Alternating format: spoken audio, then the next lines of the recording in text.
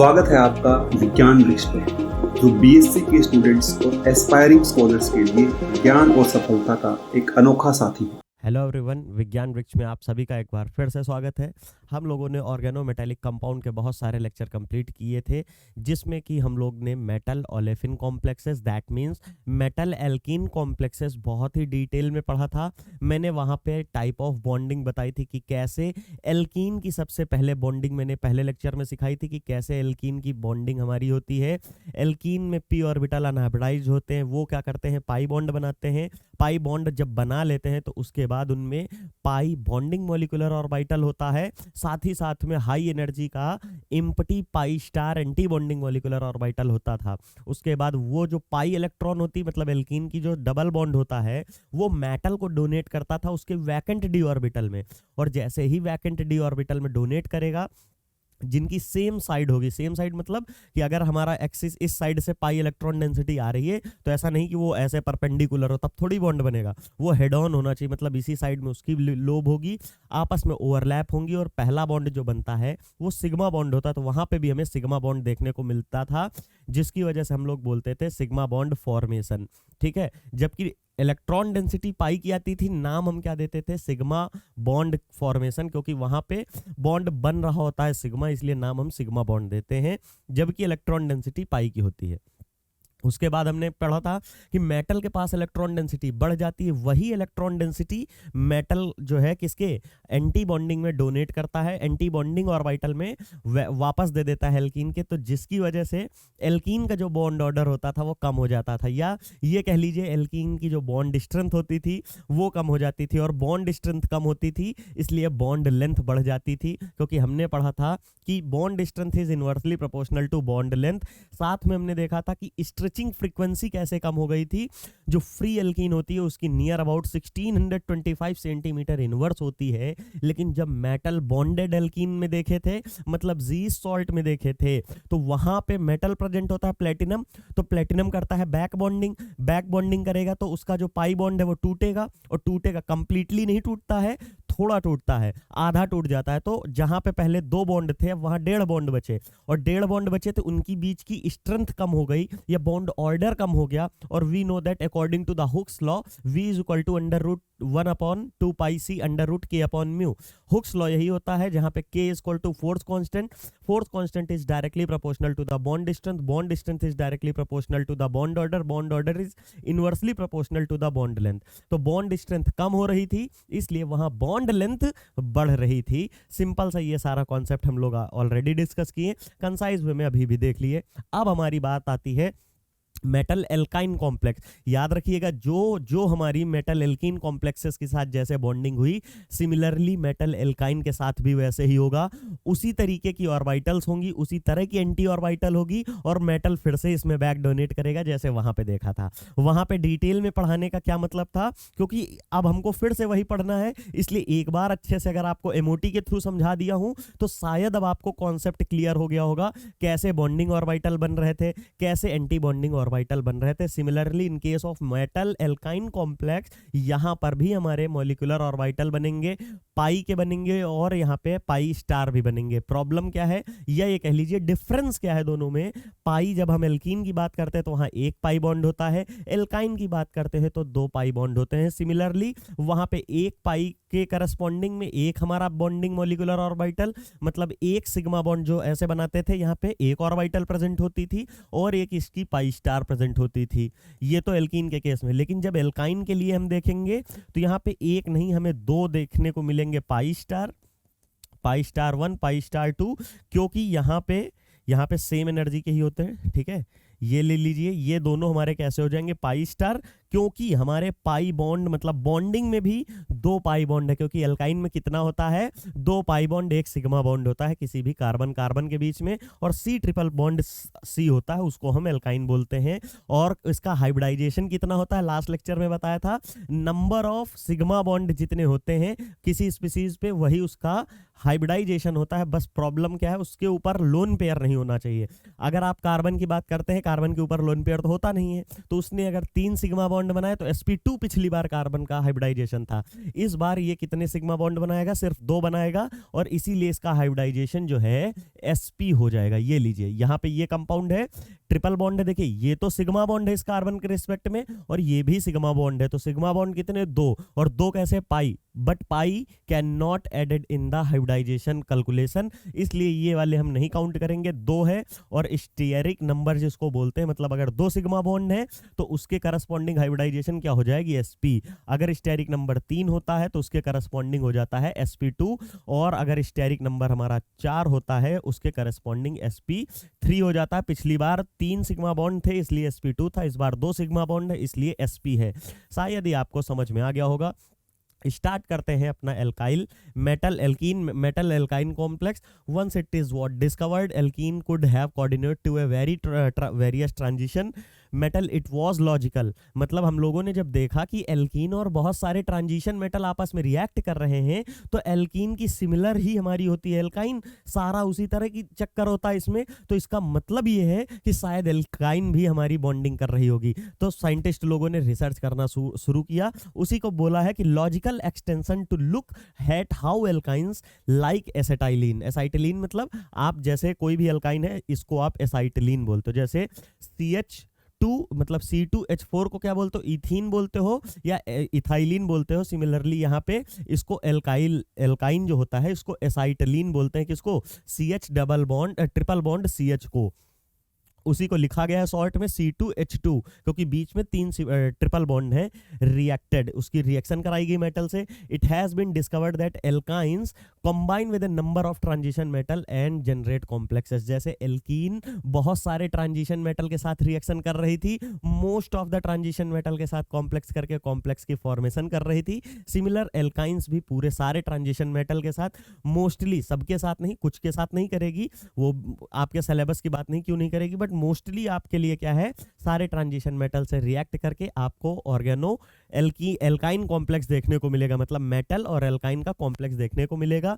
The presence of 2 bonds at a right angle to one another, ये कौन से 2 bond की बात हो रही है, ये पाई बॉन्ड की बात हो रही है। आपको पता है जो भी हम बॉन्ड की बात करते हैं, पाई बॉन्ड या कोई, वो एक दूसरे के ऑर्थोगोनल होते हैं। ऑर्थोगोनल होने का मतलब है एक दूसरे के 90 डिग्री पे प्रेजेंट होंगे। राइट एंगल पे बोलने का मतलब ये है कि अगर मान लीजिए ये पॉइंट है हमारा, कुछ ये एक्सिस है, अब यहां पर से हमको पता है पाई बॉन्ड कैसे बनते हैं, इस एक्सिस से बने होंगे, मान लीजिए पीजेड एक्सिस है और यहां पर भी ये पीजेड एक्सिस है, तो ये पीजेड एक्सिस इसके ऊपर ओवरलैप करेगी तो क्या मिलेगा हमें, पाई बॉन्ड, और ये पाई बॉन्ड यहां से सिग्मा तो पहले ही बन चुका है, ये वाला ओवरलैप करके देखिए हेड ऑन, हमेशा बताता हूं हेड ऑन वाली कौन सी बनती है, सिग्मा बॉन्ड, तो सिग्मा ऑलरेडी बन चुका है, पाई ऑलरेडी बन चुका है। ये तो कंडीशन हो गई थी एल्कीन की। अब वो कह रहा है कि यहां पर इसके परपेंडिकुलर हमारा सेकंड पाई बॉन्ड बनेगा। तो देखिए ये ऐसे बना हुआ है, इसके परपेंडिकुलर क्या है, जैसे ये बोर्ड लगा है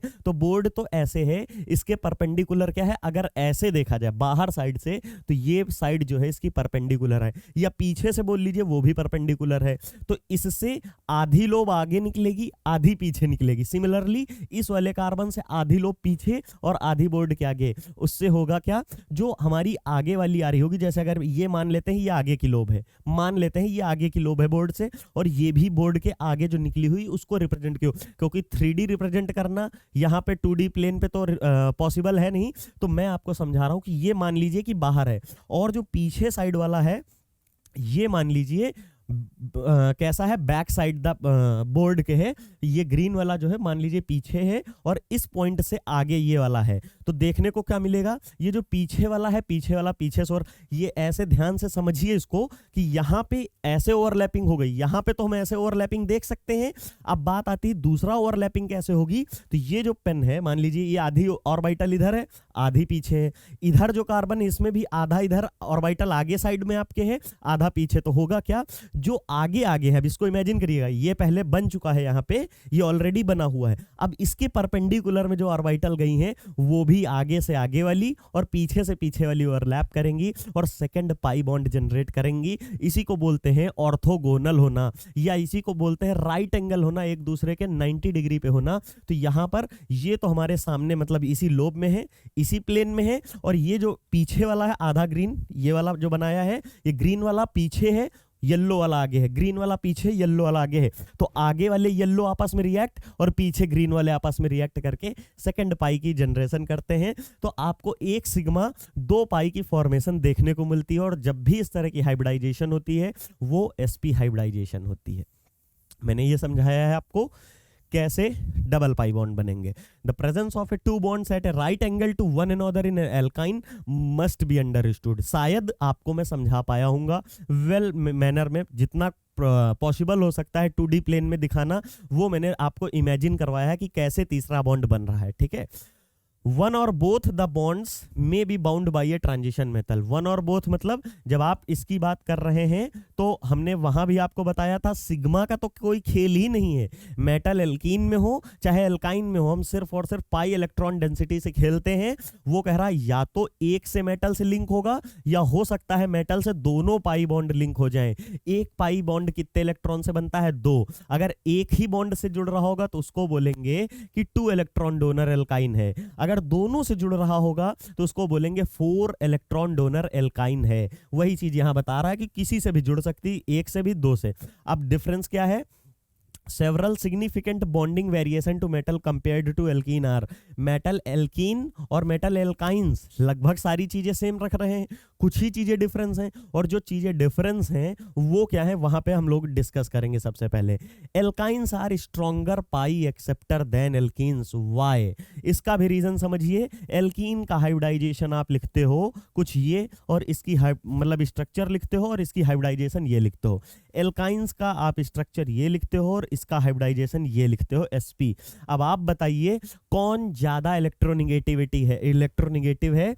sp वाला हमारा मोर इलेक्ट्रोनिगेटिव है, क्योंकि हमने पढ़ रखा है कि परसेंटेज s कैरेक्टर बढ़ता है तो हमारा इलेक्ट्रोनिगेटिविटी बढ़ती है। तो यहां पे तो 50% s कैरेक्टर है, इसमें 50% s कैरेक्टर है, और इस वाले में क्या है? 33.33% एस कैरेक्टर है। तो परसेंटेज एस ज्यादा तो इलेक्ट्रोनिगेटिविटी ज्यादा, और इलेक्ट्रोनिगेटिविटी ज्यादा तो इलेक्ट्रॉन को एक्सेप्ट करने की टेंडेंसी ज्यादा। वही चीज बोला गया है पाई एक्सेप्टर। जब मेटल देगा किसी को, अगर मान लीजिए मेटल किसी को दे रहा है, कोई इलेक्ट्रॉन दे रहा है, वहां पे वो खुद नॉर्मली बैठा है तो कोई आएगा जबरदस्ती तुम्हें खाना खिलाए, लेकिन मान लीजिए आप खुद भी भूखे हो और आपको खाना मिल भी रहा हो, तो फिर बहुत ही जल्दी आप खाना खाएंगे और बहुत अच्छा खाना भी लगेगा। सिमिलरली मान लीजिए कोई खाना दे तो रहा है लेकिन आपको भूख नहीं है, सिंपल नॉर्मल बैठे हैं, थोड़ी देर पहले खाना खाया था, तो फिर वहां पर आप ज्यादा अच्छे से नहीं खाएंगे या कंप्लीटली नहीं ले पाएंगे, खाना इनटेक नहीं करेंगे। सिमिलरली जब हमारा पाई एक्सेप्टर ज्यादा होगा, कोई डोनर भी है और एक्सेप्टर भी अच्छा है, इलेक्ट्रोनिगेटिविटी भी बहुत ज्यादा है, तो उसको हम बेटर पाई एक्सेप्टर कहेंगे। Alkynes are stronger pi acceptor due to the high electronegativity of alkynes. At यहाँ पे फिर क्या है? Alkynes have 2 orthogonal. 2 ऑर्थोगोनल अभी समझाया कि एक पाई बॉन्ड तो ऐसे ऐसे बनेगा, मतलब पैरेलल, जो कि बोर्ड में दिख जाएगा आपको, और दूसरा कैसे बनेगा? यहां बोर्ड है तो आधा प्लेन इधर और आधा पीछे साइड, आधा आगे बैंड, क्योंकि हमारी 2 ही तो लोब होती हैं, वो लोब आगे से ओवरलैप कर रही होगी और 2 पीछे से कर रही होंगी। तो एक बॉन्ड कैसे? मान लीजिए लंबा लंबा ऐसे गया है और दूसरा तो दिख ही रहा है, वो तो ऐसे दिख रहा है, तो दोनों के ऑर्थोगोनल है। ऑर्थोगोनल मतलब एक दूसरे के 90 डिग्री राइट एंगल पे प्रेजेंट है। Alkynes have 2 orthogonal perpendicular to each other. अब आप खुद ही देखिए, ये ऐसे है और इसके पहला हमारा पाई बॉन्ड ऐसे है, दूसरा पाई बॉन्ड ऐसे है, कुछ ऐसे। तो देखो दोनों एक दूसरे के कैसे दिख रहे हैं? परपेंडिकुलर। पूरा 100% परपेंडिकुलर नहीं दिख रहा है, बट 100% परपेंडिकुलर ही होते हैं। Pi system which can act as 2 as well as 4 electron donor. अभी बताया था कि मेटल को 1 पाई इलेक्ट्रॉन भी दे सकता है और 2 पाई इलेक्ट्रॉन मतलब पाई बॉन्ड दे सकता है, और एक पाई बॉन्ड में 2 इलेक्ट्रॉन होते हैं, तो 2 में कितने होंगे? 4। तो alkyne act as 2 electron as well as 4 electron donor depending on the metal, कि वो कितने इलेक्ट्रॉन की डिफिशियंसी उस पे है। Alkyne frequently form integral part of the metal clusters with the loss of high energy C triple bond C। मतलब C triple bond C जो हमारे एल्काइंस होते हैं वो बहुत ही इजीली मेटल क्लस्टर बनाते हैं ड्यू टू और लॉस ऑफ हाई एनर्जी, क्योंकि वहां पे ट्रिपल बॉन्ड इनका टूट रहा होता है, स्ट्रॉन्ग बॉन्ड होता है, तो उसको टूटने पे हाई एनर्जी का रिलीज होता है और आसानी से मेटल क्लस्टर बनाते रहते हैं।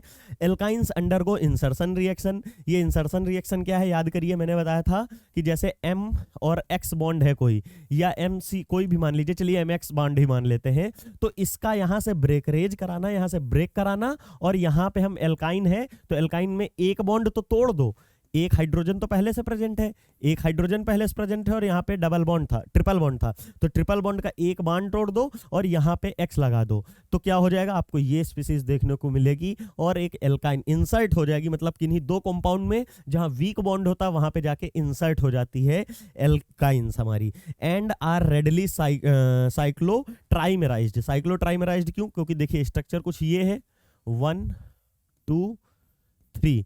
अगर इसकी आप बात करेंगे ध्यान से देखेंगे कि ये वाला अगर इससे बॉन्ड बनाएगा, ये बॉन्ड टूटेगा एक, और इसका एक ये टूटेगा, इसके साथ जब बॉन्ड बनाएंगे इसके साथ, तो आपके ये बॉन्ड टूट जाएंगे, मतलब एक एक बॉन्ड टूटेगा। देखिए फिर से बता देता हूं यहाँ पे, चलिए ये एक हो गया, 2 3। अब जो इसका एक इलेक्ट्रॉन है यहाँ से एक ये टूटेगा, एक ये टूटेगा, एक ये टूटेगा, एक ये टूटेगा, एक ये टूटेगा, एक ये टूटेगा। अब ये वाला क्या करेगा, इसके साथ बॉन्ड बना लेगा, ये वाला इसके साथ बॉन्ड बनाएगा, ये वाला इसके साथ बॉन्ड बनाएगा। तो बनने वाली अगर आप ध्यान से स्पीसीज देखेंगे तो क्या बनेगी, देखिए यहाँ पे एक सिग्मा बॉन्ड पहले से है, एक ये है, एक ये है, एक ये है, एक ये है, एक ये है, तो आपको क्या देखने को मिलेगा, कुछ इस टाइप के स्पीसीज देखने को मिलेगी ये। और उसके बाद यहाँ पे आपको क्या देखने को मिलेगा, डबल बॉन्ड डबल बॉन्ड, इस तरह की स्पीसीज आपको देखने को मिलेगी। साथ में यहाँ पे हमारे बॉन्ड टूटे, एक साथ में इसको और बना लीजिए, ये यहाँ पे हाइड्रोजन हो जाएगा, कुछ इस टाइप के स्पीसीज, मतलब ट्राइमर बनाएगा। यहाँ पे थोड़ा करेक्ट कर लीजिएगा, यहाँ पे जो भी हमारे ट्राइन्स होंगे, यहाँ पे हाइड्रोजन, यहाँ पे हाइड्रोजन, और फिर यहाँ पर हमारा एक हाइड्रोजन, यहां से एक हाइड्रोजन, और एक हाइड्रोजन इधर से, एक हाइड्रोजन इधर से। ये बॉन्ड टूटेगा तो इसकी तो मतलब ही नहीं है।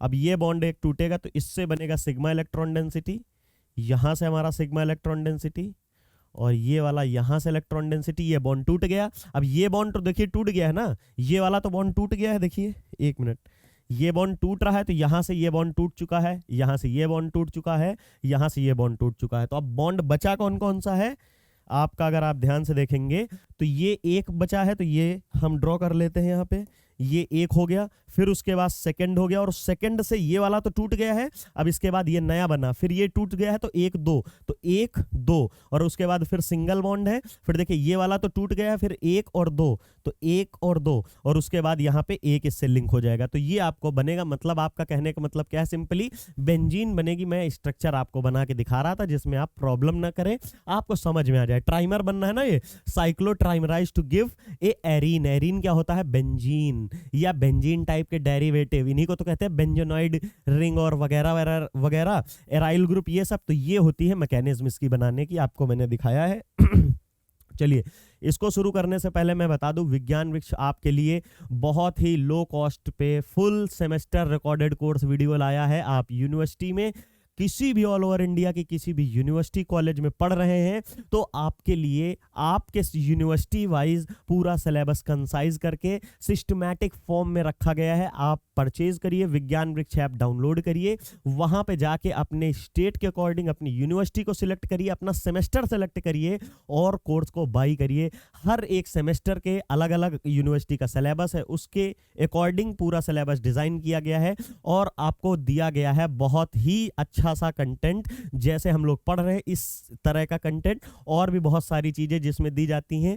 जैसे आपको जो भी कंटेंट यहाँ हम पढ़ रहे हैं उसका मिलता है पीडीएफ फॉर्म, जिसकी वजह से आपको कोई नोट्स बनाने की भी आवश्यकता नहीं है, कोई भी आवश्यकता नहीं, क्योंकि जो भी कंटेंट है वो मोर देन सफिशिएंट है। और इसका ही अगर आप प्रिंट आउट डाउनलोड करिए, प्रिंट आउट निकलवा लीजिए, नोट्स बनाने की भी जरूरत नहीं है। साथ ही साथ में अगर आप ग्रेजुएशन कर चुके हैं, कर रहे हैं, अब मास्टर्स के लिए सोच रहे हैं कि किसी अच्छी जगह से किसी सेंट्रल यूनिवर्सिटी से करें, किसी यूनिवर्सिटी से करें, किसी अच्छे कॉलेज से करें, तो उसके लिए एग्जाम होता है CUET PG, जिसके लिए विज्ञान वृक्ष ने बहुत ही लो प्राइस पे आप आपको कोर्स प्रोवाइड किया है, आप उसको पढ़कर अपनी तैयारियों को बूस्टअप करें और किसी अच्छे कॉलेज से अपनी मास्टर्स करें। साथ ही साथ में आप में से कई बच्चे ऐसे होंगे जिनका सपना होता है आईआईटी में जाने का, और वो उन सपनों को विज्ञान वृक्ष साकार करने में आपकी मदद करता है, क्योंकि हम लोग बहुत ही आईआईटी जैम का कोर्स बहुत ही मिनिमम अमाउंट में आपको देते हैं, जिससे आप आसानी से उसको परचेज कर सकते हैं। साथ ही साथ सीयूईटी, पीजी और आईआईटी जैम जैसे कोर्सेज में मिलती है आपको टेस्ट सीरीज, जिससे आप उसको अवेल करके अपनी ऑल इंडिया लेवल पे तैयारियों को चेक कर सकते हैं कि आप कहाँ पे स्टैंड कर सकते हैं, क्योंकि उसमें बहुत सारे बच्चे एग्जाम देंगे तो आपको पता चल जाएगा इन बच्चों में आपकी अगर इतनी रैंकिंग है तो फाइनल एग्जाम में क्या होगी। साथ ही साथ में एक और अच्छी चीज़ है, जब आप यहाँ पे प्रैक्टिस टेस्ट देते रहेंगे, टेस्ट सीरीज के टेस्ट देते रहेंगे, वो एकदम उसी तरह होगा जो फाइनल टेस्ट आएगा आपका, तो उससे पहले आपकी प्रिपरेशन हो जाएगी, और जब आप रियल टाइम पे बैठेंगे तो वहां पे होने वाली एजिटेशन को भी आप एलिमिनेट कर सकते हैं, because you are already done 15 to 20 test series when you are on the examination centre. तो आपको बिल्कुल कुछ नया लगेगा ही नहीं, तो उससे आप कुछ बच्चों से तो ऐसे ही डिफरेंशिएट हो जाओगे और आप कुछ अच्छा कर सकते हैं। अगर आप मास्टर के फर्स्ट ईयर में या सेकेंड ईयर में हैं, या मास्टर्स आपने कंप्लीट कर ली, तो आपके लिए आईआईटी गेट और सीएसआईआर नेट जैसे इंपॉर्टेंट एग्जाम हैं, जिनके लिए आप बहुत तैयारी कर रहे होंगे। लेकिन विज्ञान वृक्ष को अगर आप कोई भी कोर्स परचेज करेंगे, आईआईटी गेट या सीएसआईआर नेट का भी, तो उसका भी बहुत अच्छा सा पैटर्न बनाया गया है, पैटर्न वाइज आपको दिया गया है, क्योंकि आईआईटी गेट ये आईआईटी जैम या सीयूईटी एग्जाम नहीं है। आईआईटी गेट और सीएसआईआर नेट में बहुत ब्रॉड लेवल की केमिस्ट्री पूछी जाती है, जिसको आप सेल्फ तैयारी करेंगे तो बहुत ज़्यादा टाइम लग जाएगा। लेकिन अगर आप विज्ञान वृक्ष के जो सिलेबस बनाया गया है, पूरा सिलेबस को कंसोल किया गया, कितना बढ़िया से कंसाइज किया गया है, जिससे आपको एक पैटर्न मिलता है और कौन सी चीज कितने एक्सटेंट तक पढ़नी है वो भी बताया जाता है। तो आप आईआईटी गेट और सीएसआईआर नेट जैसे कोर्स जरूर परचेज करिए। आईआईटी गेट अगर आप क्वालिफाई करते हैं अच्छी रैंक से, तो आपको इसरो, डीआरडीओ, बार्क, ओएनजीसी, गेल, बेल जैसी जगहों पे डायरेक्ट इंटरव्यू के बेस पे गवर्नमेंट जॉब मिलती है। ये ऐसे इंस्टीट्यूट्स हैं जहां पे लोगों का जाने का सपना होता है, लेकिन आपने अगर आईआईटी गेट फोड़ दिया, आपने अच्छी रैंक से फोड़ दिया, तो आप वहां पे इंटरव्यू के बेस पे ही सिर्फ और सिर्फ इंटरव्यू होता है और आप वहां जॉब कर रहे होंगे। तो आप खुद ही सोचिए कितना इंपॉर्टेंट एग्जाम है। साथ ही में अगर आपकी रैंक अच्छी नहीं आती है तो आपको मौका मिलता है एमटेक करने का आईआईटी से। अगर आपने मास्टर पहले ही कर रखी है तो कोई प्रॉब्लम नहीं है, आप आईआईटी से पीएचडी कर लीजिए, जिसके लिए मिलती है आपको फेलोशिप। साथ ही साथ में आप में से बहुत सारे ऐसे बच्चे होंगे जो कुछ नहीं करना चाहते, बस उनका एक ही काम है, वो सोचे हैं कि उनका लक्ष्य एक है सिर्फ और सिर्फ टीचिंग। तो मैं बता दूं, टीचिंग के लिए मिनिमम एलिजिबिलिटी टेस्ट जो होता है सीएसआईआर नेट क्वालिफाई होना कंपलसरी है, जिसके बाद आप अगर जैसे ही क्वालिफाई होते हैं तो आप इंडिया में एप्लीकेबल हो जाते हैं किसी भी यूनिवर्सिटी, कॉलेज या रिसर्च इंस्टीट्यूट में जाके एज ए फैकल्टी पढ़ाने के लिए।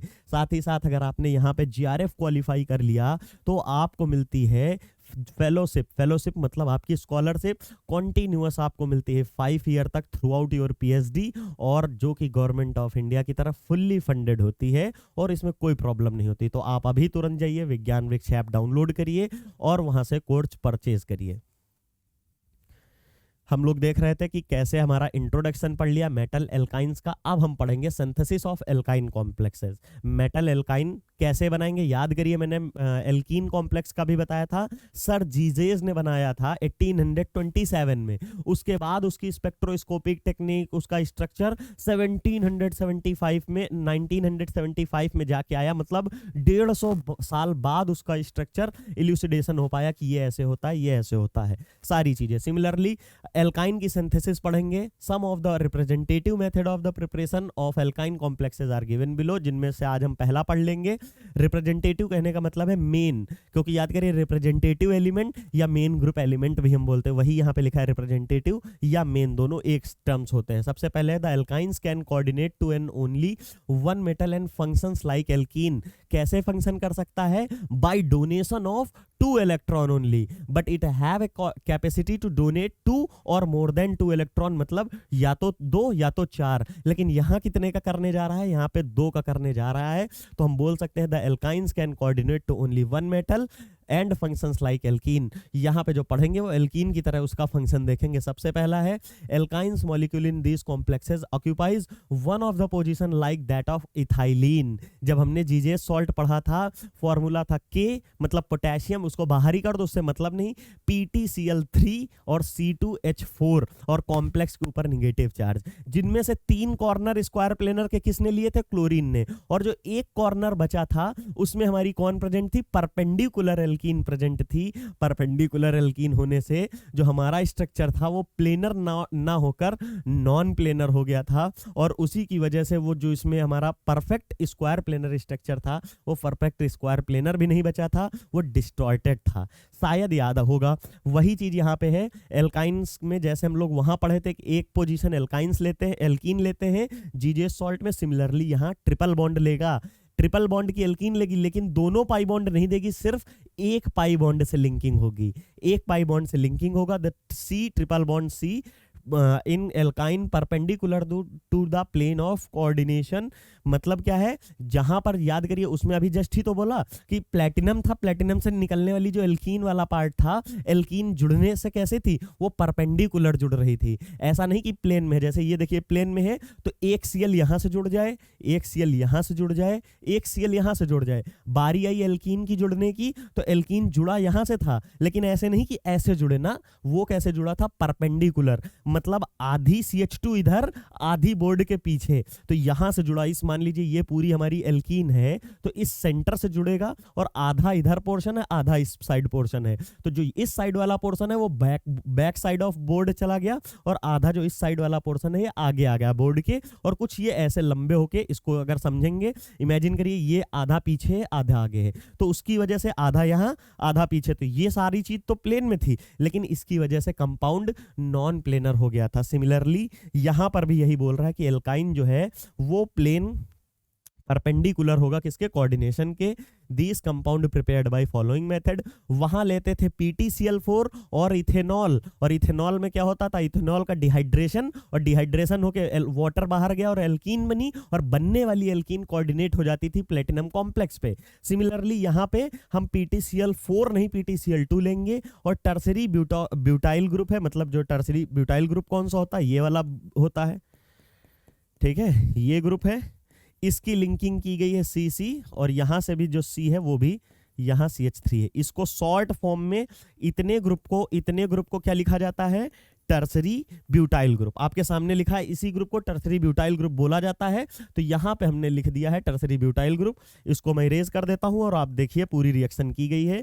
टर्सरी ब्यूटाइल ग्रुप के साथ में भी एक कंपाउंड डाला गया है, इसको क्या बोलोगे? P का क्या मतलब है? ध्यान से देखिएगा, ये बेंजीन है, बेंजीन का फॉर्मूला होता है C6H6, लेकिन P का मतलब है पोजीशन, पैरा। यहाँ पैरा पोजीशन पे लगा दो CH3 ग्रुप, और यहाँ पे लगा दो NH2 ग्रुप, मतलब एनिलीन की जो पैरा पोजीशन है उसमें CH3 ग्रुप होगा, तो उसे P CH3 C6H4, क्योंकि हाइड्रोजन कितने? 1 2 3 4, 4 ही तो है, 6 थे तो 2 रिप्लेस हो गए, सब्स्टिट्यूट हो गए, एक NH2 ने किया, एक CH3 ने किया। अब जैसे ही ये होगा, आपको पता है नाइट्रोजन के पास होता है लोन पेयर, तो इस लोन पेयर से यहाँ मेटल से जुड़ेगा एक, और इस पाई बॉन्ड से इसके 2 ही इलेक्ट्रॉन जुड़ेंगे, खाली 4 नहीं जुड़ेंगे। और जैसे ही जुड़ेंगे तो आपको बनने वाली स्पीसीज सामने देखिए मैंने कॉम्प्लेक्स में लिख दिया, कोऑर्डिनेशन नंबर इसका 4 है। यहाँ पे देखिए प्लेटिनम है, यहाँ पे प्लेटिनम है, प्लेटिनम के साथ 2 Cl तो ऑलरेडी है, एक ये वाला जो ये CH2 शॉर्ट में लिख दिया है, नहीं तो स्ट्रक्चर यही है इसका, ठीक है, ये ब्यूटाइल और ये टर्सरी ब्यूटाइल, इसको शॉर्ट में लिखा है Bu2C2, मतलब 2 कार्बन 2 ब्यूटाइल ग्रुप, ये मैंने लिख दिया है। और साथ में नाइट्रोजन का जो लोन पेयर है वो कहाँ से जुड़ गया है? वो यहाँ इसके साथ जुड़ा हुआ है, ये नाइट्रोजन का प्लेटिनम के साथ जुड़ गया। साथ में अगर प्लेटिनम का हम टेट्राक्लोराइड लेंगे, प्लेटिनम टेट्राक्लोराइड जो पहले लिए थे एल्कीन के लिए, उसकी रिएक्शन इसके साथ कराएंगे तो एक Cl हमारा बाहर जाएगा जैसे वहां पे जाता था, लेकिन यहाँ पे क्या है? होल ट्वाइस लिखा है। आप कहेंगे सर यहाँ तो अभी आप बोल रहे थे कि एक इलेक्ट्रॉन 2 ही इलेक्ट्रॉन डोनर की तरह पढ़ रहे हैं, लेकिन 2 Cl कैसे रिप्लेस हो गए? क्या 2 से जुड़ गया? नहीं, ये ऐसे नहीं है, मैंने आगे डायग्राम बनाया है तब आपको समझ में आएगा। ये रहा, यहाँ पे आप जब बात करेंगे तो ये प्लेटिनम है, यहाँ पे ये प्लेटिनम है, कुछ ऐसे।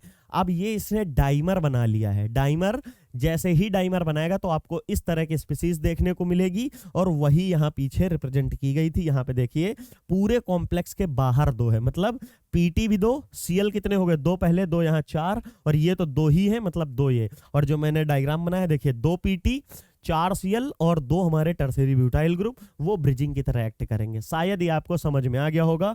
और यहाँ पे अगर ये समझ में आ गया है तो हम लोग नेक्स्ट मूव कर लेते हैं। ऑल दीज कॉम्प्लेक्सेस, कौन से दीज कॉम्प्लेक्सेस, ये वाले, पहला और दूसरा, ये वाला जो पढ़े हैं इसमें क्या प्रॉब्लम आ रही है।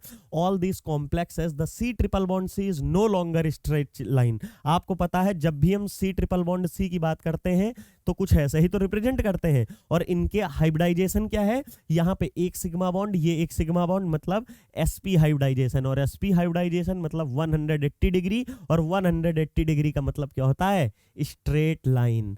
लेकिन जैसे ही ये मेटल के साथ, ये बोल रहा है कि जैसे ही मेटल के साथ कोऑर्डिनेशन होगा तो ये स्ट्रेट लाइन नहीं बचेगा, इसमें बेंड हो जाएगा, और कुछ स्ट्रक्चर जो देखने को मिलेगा वो आपको ये देखने को मिलेगा, हल्का सा टिल्टेड। क्यों मिलेगा वो भी मैं अभी बता रहा हूं, बट एक बार पहले पढ़ लेते हैं। यहाँ पे क्या लिखा है, it appreciably bent at an acetylenic carbon.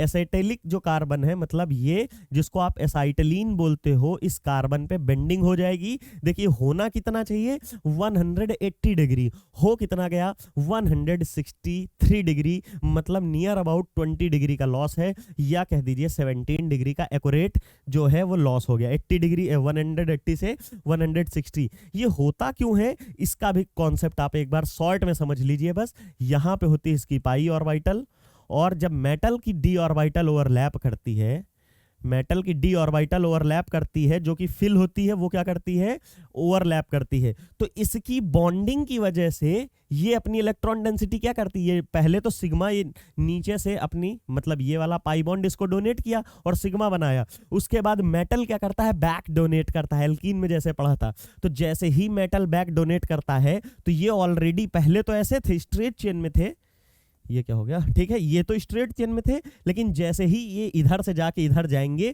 तो इसमें रिपल्सन लगेगा। इसमें क्या होगा, इनमें रिपल्सन होगा। ये तो भाग गया पूरा, ज्यादा ही मैंने हाथ रख दिया उस पे, 1 मिनट, चलिए हटा ही दीजिए, आएगा। चलिए मैं बना देता हूँ नया, एक बार बना देता हूँ फिर से, जिसमें आपको समझ में आ जाए। यहाँ पे था पीटी, ये था सीएल, ये था सीएल, और यहाँ पे था NH2 ग्रुप, C6H4 था, और साथ में क्या था, पैरा पोजीशन पे CH3 ग्रुप, यही कॉम्प्लेक्स था। इसके ऊपर C123C, और यहाँ टर्शियरी ब्यूटाइल, यहाँ पे टर्शियरी ब्यूटाइल, और बॉन्ड एंगल कितने से चेंज हो रहा था, 180 की जगह 163 डिग्री हो रहा था। और ये जो बॉन्ड लेंथ होती है ये कितनी थी, ये 1.24 आर्मस्ट्रॉन्ग थी, ये 124 आर्मस्ट्रॉन्ग थी। होनी कितनी चाहिए थी, मैंने यहाँ सारा डेटा लिखा है। देखिए यहाँ पे सिंगल बॉन्ड की लास्ट क्लास में बताए थे, या तो आप पिकोमीटर में लिखते हो तो 154 लिखोगे, आर्मस्ट्रॉन्ग में लिखोगे तो 1.54 लिखोगे। तो यहाँ पे हमने आर्मस्ट्रॉन्ग में लिखा है, उस दिन हमने पिकोमीटर में लिखा था, कोई दिक्कत नहीं, दोनों सिर्फ यूनिट कन्वर्जन है। सी सिंगल बॉन्ड सी कितना होता है, 1.54 आर्मस्ट्रॉन्ग। साथ में सी डबल बॉन्ड सी कितना होता है, 1.34 आर्मस्ट्रॉन्ग। और सी ट्रिपल बॉन्ड सी किसी किसी बुक में 1.16 लिखा है, कहीं कहीं पे 1.20 लिखा है, लेकिन मैक्सिमम ये हमारा होता है इस डेटा से। अब देखिए हुआ क्या, ये कितनी देखने को है, तो ये भी ट्रिपल बॉन्ड, लेकिन ये 1.16 या 1.20 नहीं है, 1.24 है। मतलब बॉन्ड लेंथ बढ़ गई। बॉन्ड लेंथ कब बढ़ती थी, जब बॉन्ड स्ट्रेंथ वीक होती थी, 3 लोग एक साथ मिलकर खींच रहे हैं तो बॉन्ड लेंथ कम होगी। और हमारा बॉन्ड मान लीजिए 2.5 बॉन्ड लगेगा, पहले 3 लोग मिलकर खींच रहे थे, अब 2.5 लोग मिलकर खींचेंगे तो उनके बीच की जो डिस्टेंस है वो बढ़ जाएगी, क्योंकि पावर कम लग रही है एक दूसरे के बीच में खींचने वाली। तो उस वही रीजन है, यहाँ पे जो बैक डोनेशन होती है उसकी वजह से पूरा पाई बॉन्ड नहीं रहता है, और जैसे ही पूरा पाई बॉन्ड नहीं रहेगा तो बॉन्ड लेंथ थोड़ी सी बढ़ जाएगी। आपके सामने मैंने डेटा इसका लिखा हुआ है। The C triple bond in increase, मतलब जो सी ट्रिपल बॉन्ड सी है, bond increased by 8 picometer, 8 picometer बढ़ गई। और कैसे बढ़ा, आपको मैंने रीजन बताया है। बैक बॉन्डिंग होती है, एंटी बॉन्डिंग में ऑर्बिटल जाता है। एल्कीन में भी समझाया था कि एल्कीन जैसे ही एंटी बॉन्डिंग में जाएगा तो बॉन्ड टूटेगा, जो पाई बॉन्ड है वो कार्बन कार्बन का टूटेगा और मेटल और कार्बन का बनेगा। वही चीज है 8 पिकोमीटर हो जाता है डिक्रीज। एंड म्यू क्या होती है, जो कि स्ट्रेचिंग फ्रीक्वेंसी होती है। बॉन्ड जितना मजबूत होगा उतनी ही ज्यादा हमारी बॉन्ड स्ट्रेंथ होगी। ये भी हमारी डिक्रीज होती है नियरली कहाँ से, पहले जब होती है अल्कीन, मतलब अगर प्रॉपर आप इसकी बात करोगे अल्काइन की, ये लीजिए प्रॉपर एल्काइन की बात करोगे तो ये होती है नियर अबाउट, ये होती है 2200 के आसपास सेंटीमीटर इनवर्स। लेकिन जब इसके लिए देखते हैं तो ये कितनी दी गई है, 1850 सेंटीमीटर इनवर्स। याद करिए जब प्योर एल्कीन की बात कर रहे थे तो 1600 कितनी थी, जब प्योर एल्कीन की बात कर रहे थे तो ये थी 1625, ये थी 1625 सेंटीमीटर इनवर्स। और जब हम यहाँ पे बात करते हैं CH2 double bond CH2 with metal, मतलब मेटल जोड़ देते थे, तो ये डिक्रीज होके 1516 के आसपास हो जाती थी। 1516 सेंटीमीटर इनवर्स, शायद ये याद होगा आपको। यहाँ पे भी बैक बॉन्डिंग वाला फैक्टर था और यहाँ पर भी वही फैक्टर है, यहाँ पर भी वही सिमिलर फैक्टर है। मेटल के साथ जुड़ी बॉन्ड हमारा वीक हो गया, बॉन्ड वीक हो गया तो आपको ये सब देखने को मिल रहा है। तो यहाँ से हम लोगों ने मेटल एल्काइन कॉम्प्लेक्स का आधा पोर्शन कंप्लीट कर लिया है। अब हम लोग मेटल एल्काइन का नेक्स्ट लेक्चर में कंप्लीट पूरी जो भी स्टडी है वो कंप्लीट कर लेंगे, प्रिपरेशन के मेथड और जो भी इसकी प्रॉपर्टीज हैं। मिलते हैं आपसे नेक्स्ट लेक्चर में। Thank you so much.